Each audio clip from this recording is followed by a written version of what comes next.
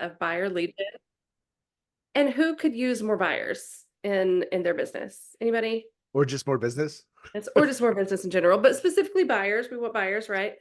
Um, I was talking to an agent who I was coaching about a year ago, and she has had great success with this thing we started back then. But she came to me and said, "Hey, I have this idea. Will you help me plan this event for buyers?" And it started out as just a first time home buyers event. She just wanted to put herself out there. She was newer. She's like, I just want the new people. The people have never done this. And so it's something that started off really small, but has turned into a huge piece of lead generation for her. And it's such a simple concept to do these home buyer seminars, but it really, especially with everything coming up with all the buyer changes, it can paint you as the expert, really give you an opportunity to get face to face with people, show your value, and really start creating connection. So how many have any of you ever done any home buyer seminars or first time buyer classes, anything like that? Nice. It's they're so fun, and they don't have to be this big, extravagant, expensive thing. It can cost you like next to nothing or literally nothing if you partner with the right people. So, of course, the whole purpose behind it is just to get as many people there and get buyers there so you can explain the process to them and hopefully turn them into active leads, into active buyers for you. So, the very first thing that you do is get sponsors, and not just one. You're showing the entire process of buying to all these people that show up. So I would say get a lender, get an insurance agent, get a home inspector, get an appraiser, have everybody in that room so when people get there, you're showing them the process, but then it's also showing them how valuable you are because you know all the people that they need and they don't have to keep track of all that. But what we did is just we booked a room with a local lender. I promise you there's lenders in your area that have space available that they'd be more than happy to share that space with you because they want to get in front of those people just as much as you do. And they're going to market the event as well. So pick a date. That don't worry about all the details. Pick a date, pick a vendor, or pick a place, and just get it on the books. If there is anything I've learned with Matt is if you wait till you get all the details ready ahead of time, You'll never it's do it. never going to happen. So just before all that, just pick a date because then you're locked in. You have to get all the details planned, right? So pick a date for your buyer seminar, and it can be new buyers, it can be any buyers, it can be investors. It doesn't matter. Just pick a date and get that put together. Create a Facebook event. Get your vendors lined out so that way when you're there and everyone is showing up, everybody has an opportunity to speak to everyone. But then every vendor that comes along, they can help sponsor the event. Maybe this vendor, the lender has the space. Maybe the inspector is bringing cookies. Maybe this person is bringing chips and queso or tacos or whatever, but everybody can pitch in so that way there's no expense on you. I think the only expense that she really had, sorry, it's kind of loud. I think someone's making a smoothie. Um, I the only can't hear it. expense that she had was running Facebook ads to make sure that people got there. I think she spent like $50 on it. Um, and then when she got there, she literally just explained the buying process, exactly what we would do on a buyer's consult anyways, but to a room of 30 or 40 people. I think the last one, the very first one that she had 20 people show up and she had 17 people leave after they had filled out an application with the lender. 17 people right there filled out an application. We had extra Whoa. iPads and computers available for people to go ahead and apply. Um, and she, I mean, still has business from that first one. She's like, well, I'm going to do this forever because it's working. So at the event, she literally just does the buyer's consult, but each section where she would be explaining, well, here is when we do the home inspection. She's going to have the home inspector get up and explain that process, why it's so important for you to work with an agent that can help you through this process. The same with the appraiser towards the end. Here's what I do. Here's why I'm different from the tax appraisal. Here's why you need an agent helping you. So that way, if this comes in low, you've got someone protecting you and working through that process with you. The insurance agent, literally everybody has a piece and they all get that opportunity to speak. And then the biggest thing is with the lender. At the end, they explained, of course, the process in that, but explained that you are encouraged to apply with different lenders. You want to compare and see which one is best. But it also does not hurt your credit to apply. I think you can get up to 4 applications before a mortgage application will affect someone's credit. So why not go ahead and apply today, see where you are. Maybe it's a yes, maybe it's a not right now, but let's just see where you are so that way you can make a good plan moving forward. 17 out of 20 people said yes to filling out a mortgage application. And those all turn into, whether it's a right now buyer or not, if they're interested enough to fill out an application, they're going to buy at some point, usually, right? So now she's filling up her pipeline with all these nurtures, as is the lender and everybody else. And she's just creating a lot of business. On top of that, even though she was a quote brand new agent, they didn't know that. They saw her as the person to know, the person to ask all the questions, the person that knows all the people that you need in a buyer transaction. So it put her in a really, really great light to instantly build that rapport and paint herself as the expert in the market. After that, book your next event and just keep it going. Make sure everybody that comes in there is in a follow-up drip campaign of some sort. So that way you're continuously reaching out to them. If they're not buying right now, then maybe they need to come check out my next event. Maybe there was something else. If you want some more information or you just want to hear it again, because it's a lot of information. That's why you need us to help you guide you through all that information. But it just, so many people are like, man, if I can just get in front of people, I can lead gen better. I do better face to face than on a cold call. This is the way to do that. This is the way to get a lot of people there, get in front of everyone, build that connection, and just have fun with it, and then follow up with everybody. So Who has questions about this? Because this is a really cool topic, because you could use this on a couple different ways. mhm.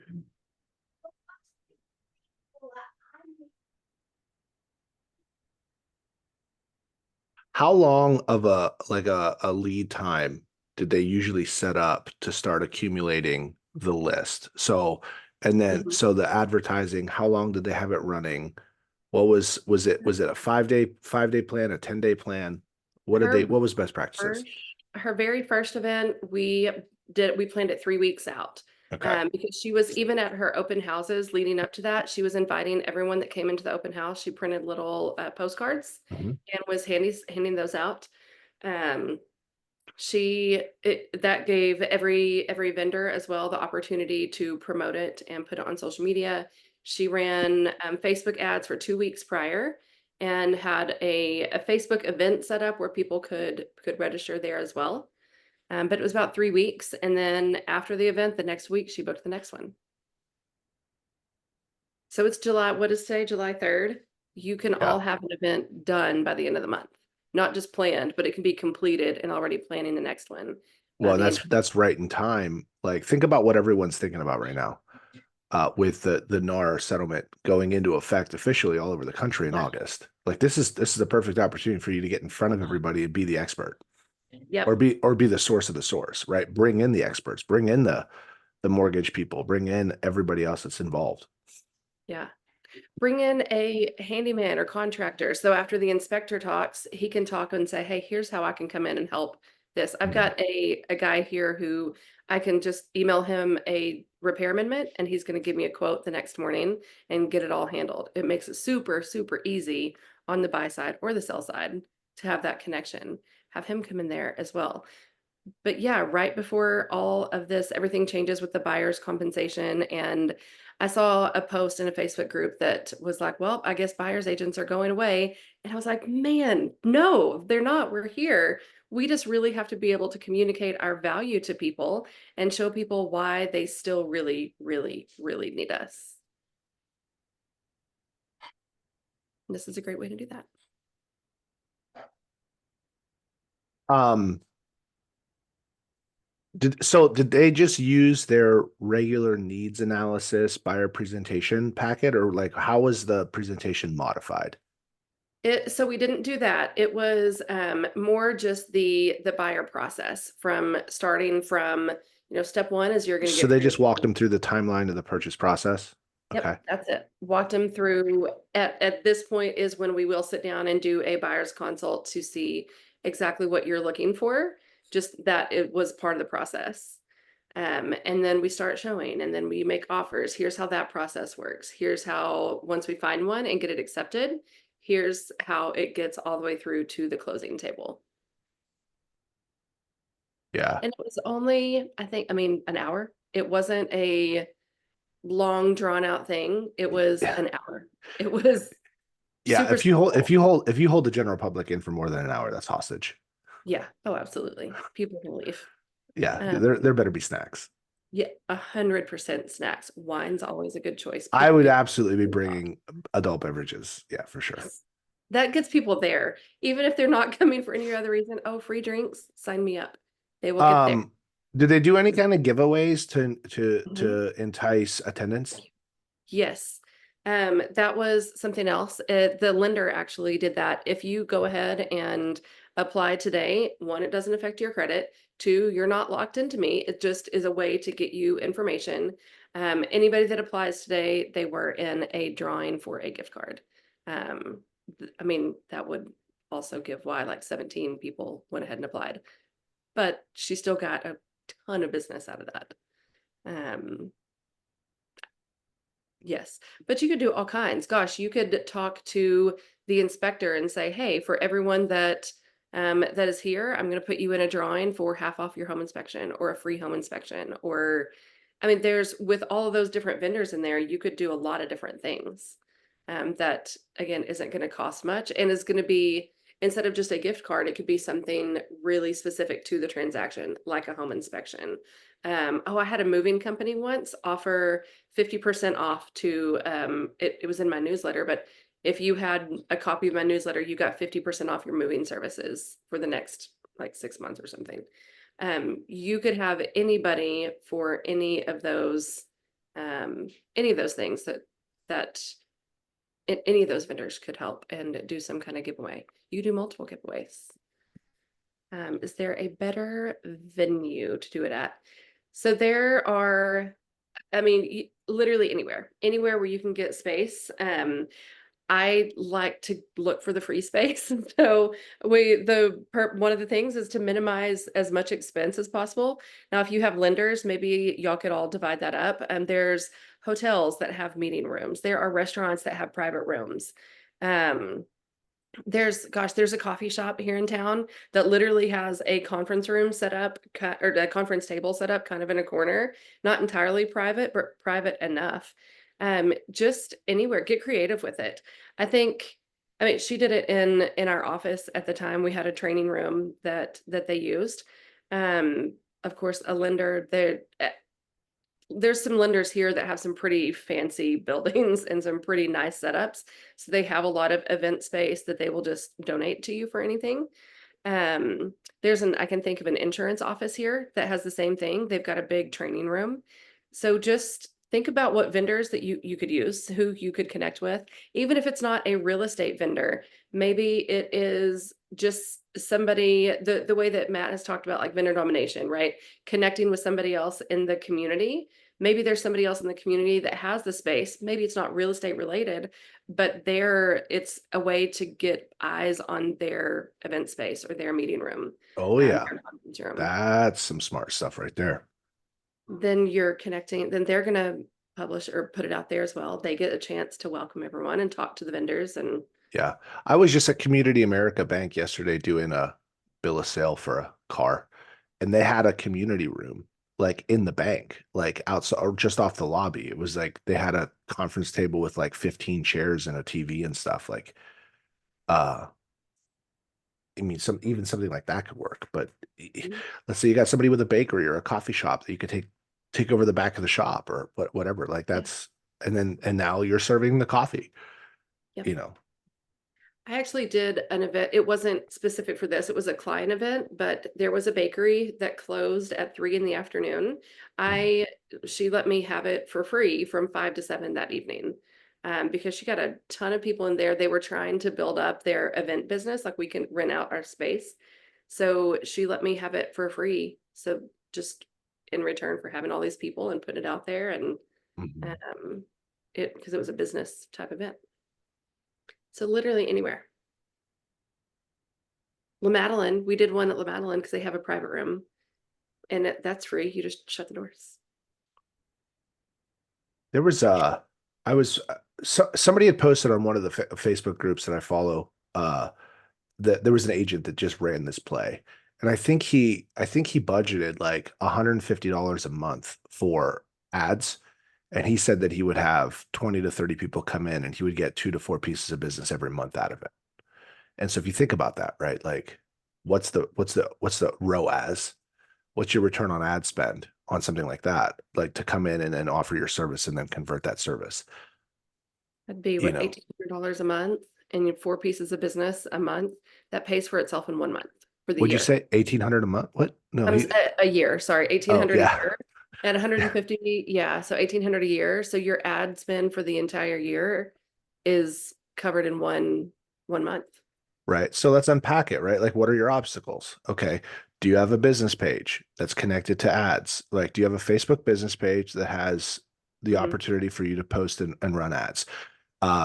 Do you need to do a quick training on what are the best ways to create an ad to get the right target market, right? And then what are the tags? What are the demographics? How do you make sure that you're getting your ad in front of the most people? Do you do an ad that optimizes for clicks, optimizes for registrations, or optimizes for visits? So there are certain things that you may need to learn, guess, and you could likely learn all that in about 4 hours total.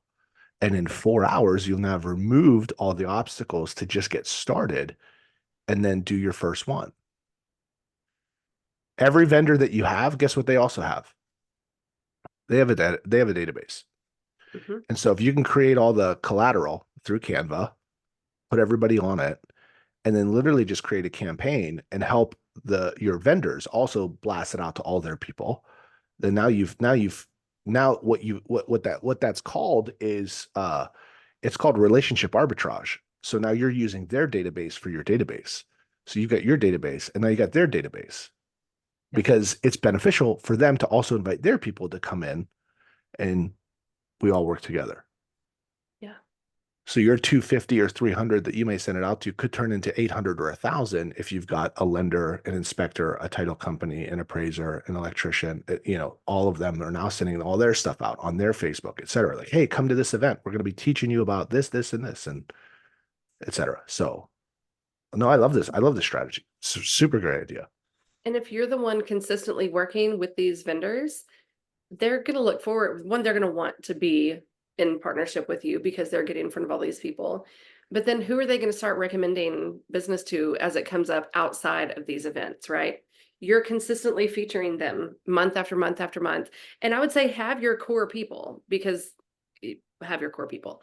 Um, they're going to start sending you business. Now, there's some that lenders, for example, we know that we don't get a ton of referrals from a lender to a realtor because most of them come in pre-approved, or most of them come to the lender from the agent. But it does happen. I have gotten there's an inspector that sends me a couple of referrals a year.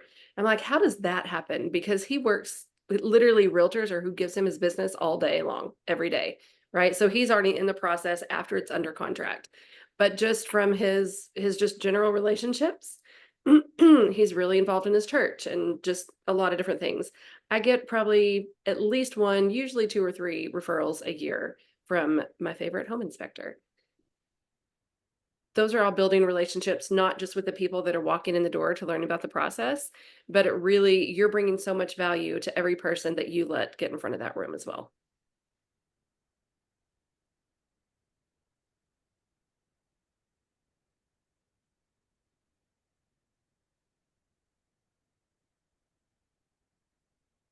Who's ready to go to an event? Yeah, I'm right. ready. Your wheels turning. Like I can see it in your brain. So. I've already started texting people.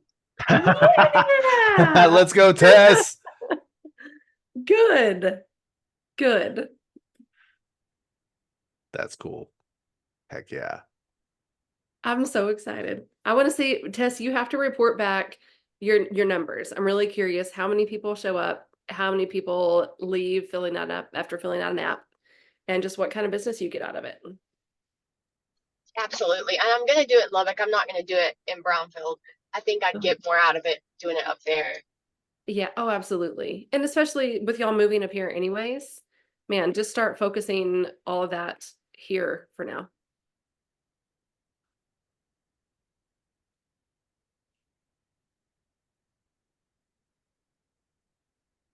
Cool.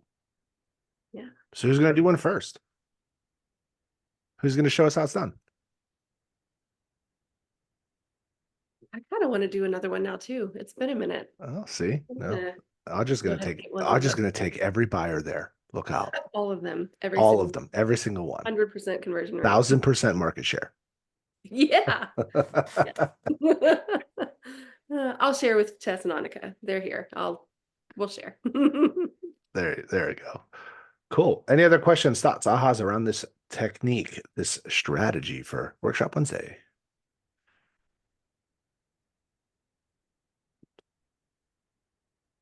Awesome. The one thing that just kind of comes to mind again as well is like when we're taking a look at and we're thinking about how can we provide value to other businesses, especially other service provider businesses. And when we take a look at the different ancillary businesses that you're the next step for their clients. So like divorce attorneys, CPAs, assisted living facility, like all those things. If you figured out a process and a system for these events and it's worked for you, like how valuable would it be for them for you to be able to come in as a consultant and say, hey, I think we can help you increase your opportunity with your clients by creating events for you. And then I can come in as one of your people that can speak about the real estate side of the process when it comes to transitioning into assisted living facilities, when it comes through the divorce process, or when it comes through, financial planning and investing and using real estate as as a portfolio option for, CPAs and wealth planners, et cetera, et cetera. So again, document everything and then use it's knowledge is the commodity, right? Information is the new currency. And don't let the information end at the end of the event. You've got to have good follow-up with them. Otherwise, you did all that work for nothing. So and now you make gotta sure now you gotta now you gotta make it hard. yeah, don't do You mean that. you mean I gotta track and communicate with everybody forever? I know. It's just what we're supposed to do. Awesome. Follow up. If you're not following up with any lead, you don't need more leads. That was a big takeaway I got from somebody the other day. They said, "Who needs more leads?" And everyone raised their hand. And they said, "Well, how many of you have a 10 for 10 follow-up system?" And nobody raised their hand. He's like, "You don't need more leads. You just need to follow up with what you got. Otherwise, it's a waste of your money."